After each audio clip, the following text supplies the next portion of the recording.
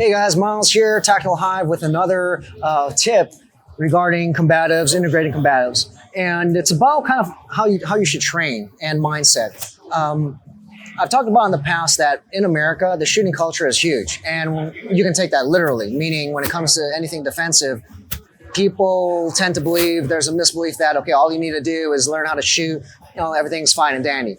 But the truth is that a lot of altercations, it's not that simple, right? And sometimes, actually many times, you won't even be able to get your gun out cleanly, all right? It's not like being in the range where you're squared away at your target and then you draw, right? It hardly ever happens that way. It's much more dynamic in a disruptive environment. So you can take baby steps, all right?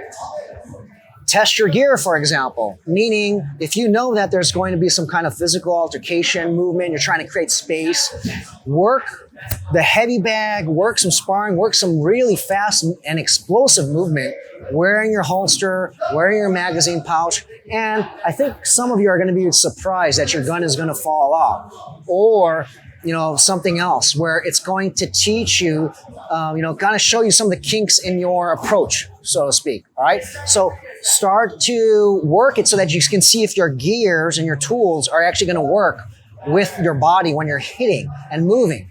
Another thing to consider is if you go to the ground, like if you're grappling or, you get pushed to the ground, taken to the ground, how does it feel? Can you use your weapon systems? Is it comfortable? All right. Are you unsafe?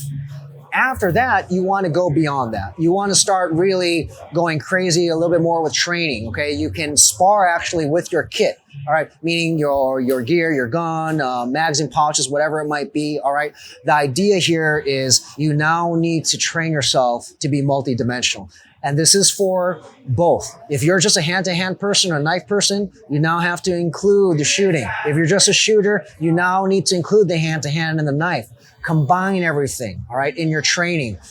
You can start off with those baby steps, all right, hitting the bag, then move on to sparring. Do it dry first. The whole idea is, and notice I'm using blue gun right here, and the idea is, can you get the gun out? All right, can you get the gun out without it falling? Can you get it out safely, okay? And you don't need to fire, all right? So clearly if you're sparring, you don't want to have any live rounds on you. And see if that will work for you.